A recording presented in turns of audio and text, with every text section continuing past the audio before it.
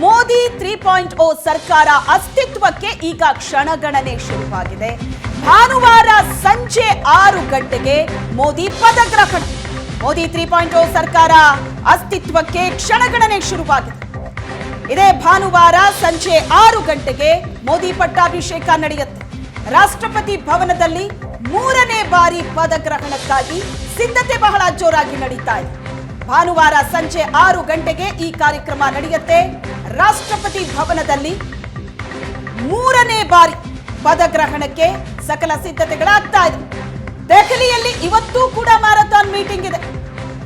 ಫಲಿತಾಂಶ ಬಂದ ಬೆನ್ನಲ್ಲೇ ಶುರುವಾದಂತಹ ಸಭೆ ಇವತ್ತಿಗೂ ಕೂಡ ಮುಂದುವರಿತಾ ಇದೆ. ಮ್ಯಾರಥಾನ್ ಮೀಟಿಂಗ್ ಬೆಳಗ್ಗೆ 11 ಗಂಟೆ 15 ನಿಮಿಷಕ್ಕೆ ಎನ್ಡಿಎ ಕೂಟದ ಸಭೆ ಇದೆ. ಬಹಳ ಮಹತ್ವವನ್ನ ಪಡ್ಕೊಂಡಿದೆ ಈ ಸಭೆ. ನಿರ್ಣಾಯಕ ಸಭೆ ಇದು. ಸಂಸತ್ ಭವನದ ಸೆಂಟ್ರಲ್ ಹಾಲ್ನಲ್ಲಿ ನಡೆಯುತ್ತೆ ಈ ಮೀಟಿಂಗ್. 11 ಗಂಟೆ 15 ನಿಮಿಷಕ್ಕೆ ಸರ್ಕಾರ ರಚನೆಗೆ ಹಕ್ಕು ಮಂಡನೆಯ ಬಗ್ಗೆ ನಿರ್ಣಯವನ್ನ ತೆಗೆದುಕೊಳ್ಳಲಾಗುತ್ತೆ. ಸರ್ಕಾರ ರಚನೆ, ಖಾತೆ ಹಂಚಿಕೆ ಈಗಿರುವಂತಹ ಬಹಳ ದೊಡ್ಡ ಟಾಸ್ಕ್. ಮೈತ್ರಿ ಪಕ್ಷಗಳ ಬೆಂಬಲ ಅಂತೂ ಸಿಕ್ಕಿದೆ. ಆದರೆ ಈಗ ಖಾತೆ ಹಂಚಿಕೆ, ಯಾವ್ಯಾವ ಪಕ್ಷಕ್ಕೆ ಎಷ್ಟು ಸ್ಥಾನವನ್ನ ಕೊಡಬೇಕು, ಮೈತ್ರಿ ಪಕ್ಷಗಳಿಗೆ ಯಾವ ಆಧಾರದಲ್ಲಿ ಮಂತ್ರಿಗಿರಿಯನ್ನ ಕೊಡಬೇಕು, ಇವೆಲ್ಲದರ ಬಗ್ಗೆ ಈ ಸಭೆಯಲ್ಲಿ ಸಮಗ್ರವಾದ ಚರ್ಚೆ ಆಗುತ್ತೆ. ಎನ್ಡಿಎ ಕೂಟದ ಎಲ್ಲ ಪಕ್ಷದ ನಾಯಕರು ಕೂಡ ಈ ಸಭೆಯಲ್ಲಿ ಭಾಗಿಯಾಗ್ತಾರೆ. ಎನ್ಡಿಎ ನಾಯಕರಾಗಿ ಮೋದಿ ಆಯ್ಕೆಗೆ ನಿರ್ಧಾರ. ಇವತ್ತು ಸಂಜೆ ರಾಷ್ಟ್ರಪತಿಯನ್ನ ಎನ್ಡಿಎ ನಾಯಕರು ಭೇಟಿ ಮಾಡಲಿದ್ದಾರೆ. ರಾಷ್ಟ್ರಪತಿ ಭವನಕ್ಕೆ ಎನ್ಡಿಎ ನಾಯಕರು ತೆರಳಲಿದ್ದಾರೆ. ಭಾನುವಾರ ಸಂಜೆ 6 ಗಂಟೆಗೆ ಮೋದಿ ಪಟ್ಟಾಭಿಷೇಕದ ಕಾರ್ಯಕ್ರಮ ಇದೆ. ಅದಕ್ಕಾಗಿ ಸಿದ್ಧತೆಗಳು ನಡೀತಾ ಇದೆ. ಅದರ ಜೊತೆಗೆ ದೆಹಲಿಯಲ್ಲೂ ಕೂಡ ಸಾಕಷ್ಟು ಬೆಳವಣಿಗೆಗಳಾಗ್ತಾ ಇದೆ. ಮ್ಯಾರಥಾನ್ ಮೀಟಿಂಗ್ ನಡೆದಿದೆ. ಫಲಿತಾಂಶ ಬಂದ ಬೆನ್ನಲ್ಲೇ ಶುರುವಾದಂತಹ ಸಭೆ ಈಗಲೂ ಕೂಡ ಮುಂದುವರಿತಾ ಇದೆ. ಇವತ್ತು ಬ್ಯಾಕ್ ಟು ಬ್ಯಾಕ್ ಸಭೆ ಇದೆ. 11 ಗಂಟೆ 15 ನಿಮಿಷಕ್ಕೆ ನಿರ್ಣಾಯಕ ಸಭೆ ಇದೆ. ಎನ್ಡಿಎ ಒಕ್ಕೂಟದ ಎಲ್ಲಾ ನಾಯಕರು ಕೂಡ ಈ ಸಭೆಯಲ್ಲಿ ಭಾಗಿಯಾಗ್ತಾರೆ. ಸರ್ಕಾರ ರಚನೆಯ ಕುರಿತಂತೆ ಬಹಳ ಜೋರಾಗಿ ಕಸರತ್ತು ನಡೀತಾ ಇದೆ. ಈ ಬಗ್ಗೆ ಡೀಟೇಲ್ಸ್ ಪಡೆಯೋಣ. ನಮ್ಮ ದೆಹಲಿ ಪ್ರತಿನಿಧಿ ಡೆಲ್ಲಿ ಮಂಜು ಈಗ ಸಂಪರ್ಕದಲ್ಲಿದ್ದಾರೆ. ಮಂಜು, ಮೋದಿ 3.0 ಸರ್ಕಾರ ಅಸ್ತಿತ್ವಕ್ಕೆ ಈಗ ಕ್ಷಣಗಣನೆ ಶುರುವಾಗಿರುವಂತದ್ದು. ಈಗ 9 ಜೂನ್ ದಿನಾಂಕ ನಿಗದಿಯಾಗಿದೆ. ಸಿದ್ಧತೆಗಳು ಹೇಗೆ ಕಾಣಿಸ್ತಾ ಇದೆ? ಯಾಕಂದ್ರೆ ಇಲ್ಲಿರುವಂತಹ ಪ್ರಮುಖವಾದಂತಹ ಒಂದು ಬೆಳವಣಿಗೆ ಅಂತಂದ್ರೆ ಖಾತೆ ಹಂಚಿಕೆ, ಮೈತ್ರಿ ಪಡೆಯನ್ನ ಎಲ್ಲ ರೀತಿಯಲ್ಲೂ ಕೂಡ ಸಮಾಧಾನ ಪಡಿಸುವಂಥದ್ದು, ಅವರ ಬೇಡಿಕೆಗಳೇನು ಆ ಬಗ್ಗೆ ಚರ್ಚೆಯಾಗಬೇಕು. ಸಹಮತಿಯೊಂದಿಗೆ ಪ್ರತಿ ಹೆಜ್ಜೆಯನ್ನು ಕೂಡ ಇಡಬೇಕಾಗಿದೆ. ಹಾಗಾಗಿ ಯಾವ ರೀತಿಯಾದಂತಹ ಪ್ರಕ್ರಿಯೆಗಳು ನಡೀತಾ ಇದೆ? ಪ್ರತಿಮಾ, ಇವತ್ತು ಮೊದಲಿಗೆ ಆರಂಭಕ್ಕೆ ಇರುವಂತದ್ದು ಎಲ್ಲ ಸಂಸದರನ್ನ ಒಟ್ಟಿಗೆ ಸೇರಿಸಿ ಒಂದು ಸಂಸದೀಯ ಸಭೆಯನ್ನು ಮಾಡುವಂತದ್ದು. ಈಗ 10 ಗಂಟೆಗೆ ಮೊದಲನೇದಾಗಿ ಬಿಜೆಪಿ ಸಂಸದರ ಸಭೆ ಇದೆ.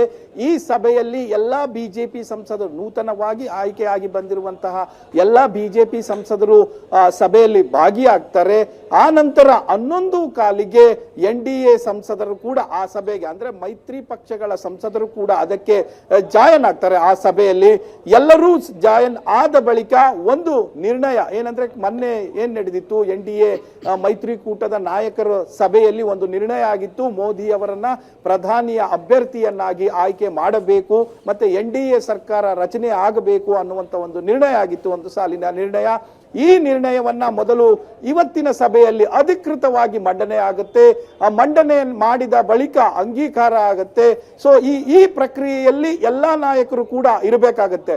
ಮೊದಲನೇದಾಗಿ ಬಿಜೆಪಿಯಿಂದ ಸಂಸದರು, ಅಂದ್ರೆ ನಮ್ಮ ಪಕ್ಷದ ವತಿಯಿಂದ ಇವರು ಅಭ್ಯರ್ಥಿ ಅನ್ನುವಂಥದ್ದು ಆಯ್ಕೆ ಪ್ರಕ್ರಿಯೆ ಆಗಬೇಕು.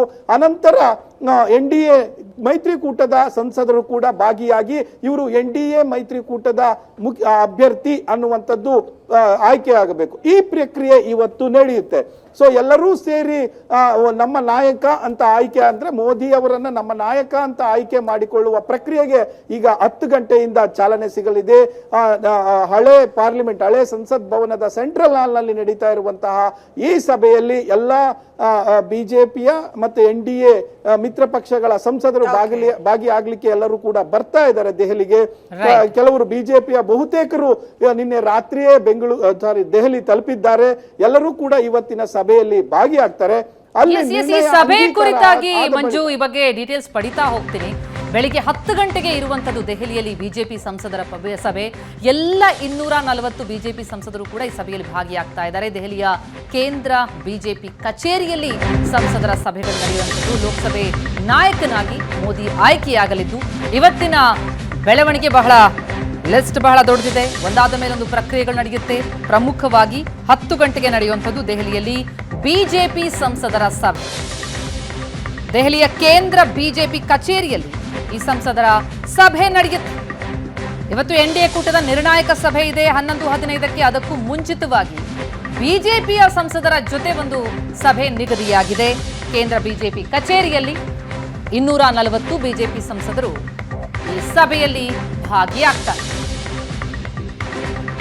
ಬೆಳಿಗ್ಗೆ 10 ಗಂಟೆಗೆ ದೆಹಲಿಯಲ್ಲಿ ನಡೆಯುವಂತಹ ಸಭೆ, ಬಿಜೆಪಿ ಸಂಸದರ ಸಭೆ ನಡೆಯುತ್ತೆ. ಎಲ್ಲ ಬಿಜೆಪಿ ಸಂಸದರು ಇದರಲ್ಲಿ ಭಾಗಿಯಾಗ್ತಾರೆ. ಈ ಬಗ್ಗೆ ಹೆಚ್ಚಿನ ಡೀಟೇಲ್ಸ್ ಅನ್ನ ಕೊಡ್ತಾರೆ. ದೆಹಲಿಯಿಂದ ನಮ್ಮ ಇಬ್ಬರು ಪ್ರತಿನಿಧಿಗಳು ನಮ್ಮ ಜೊತೆ ನೇರ ಸಂಪರ್ಕದಲ್ಲಿದ್ದಾರೆ. ದೆಹಲಿಯಿಂದ ಮಂಜುನಾಥ್ ಸಂಪರ್ಕದಲ್ಲಿದ್ದಾರೆ. ಜೊತೆಗೆ ಆನಂದ್ ಬೈದನ್ಮನೆ, ಪೊಲಿಟಿಕಲ್ ಬ್ಯೂರೋ ಹೆಡ್ ಆಗಿರುವಂತಹ ಆನಂದ್ ಬೈದನ್ಮನೆ ಕೂಡ ದೆಹಲಿಯಿಂದ ನೇರ ಸಂಪರ್ಕದಲ್ಲಿದ್ದಾರೆ. ಮಂಜುನಾಥ್, ಇವತ್ತು ಬ್ಯಾಕ್ ಟು ಬ್ಯಾಕ್ ಸಭೆಗಳಿದೆ.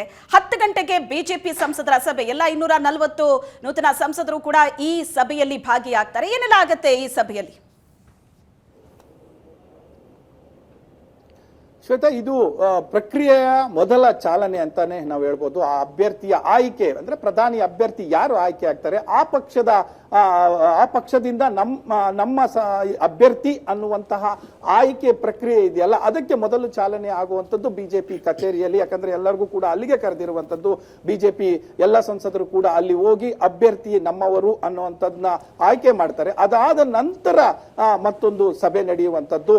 ಈ ಸಭೆಗೂ ಮುನ್ನ ಅಂದ್ರೆ ಬಿಜೆಪಿಯ ಎಲ್ಲ ಸಂಸದರು ಕೂಡ ಸೇರಿ ಮೊದಲನೇದಾಗಿ ಥ್ಯಾಂಕ್ಸ್ ಗಿವಿಂಗ್, ಗೆದ್ದು ಬಂದಿರ್ತಾರಲ್ಲ ಅವರಿಗೆ ಶುಭ ಕೋರುವಂತದ್ದು ನಡೆಯುತ್ತೆ.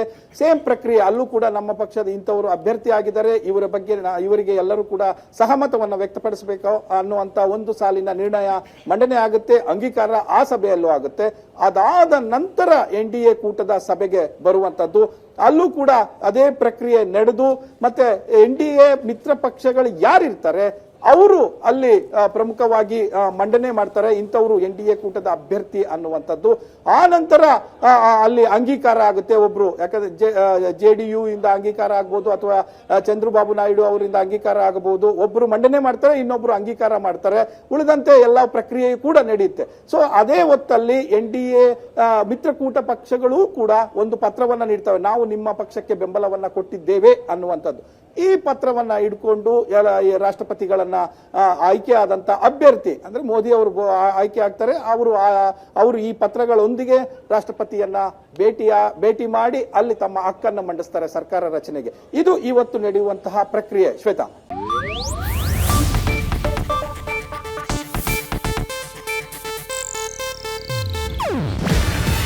ಇದು ಏಷ್ಯಾನೆಟ್ ನ್ಯೂಸ್ ನೆಟ್ವರ್ಕ್ ಪ್ರಸ್ತುತಿ. ನೀವು ನೋಡ್ತಿದ್ದೀರಾ ಏಷ್ಯಾನೆಟ್ ಸುವರ್ಣ ನ್ಯೂಸ್.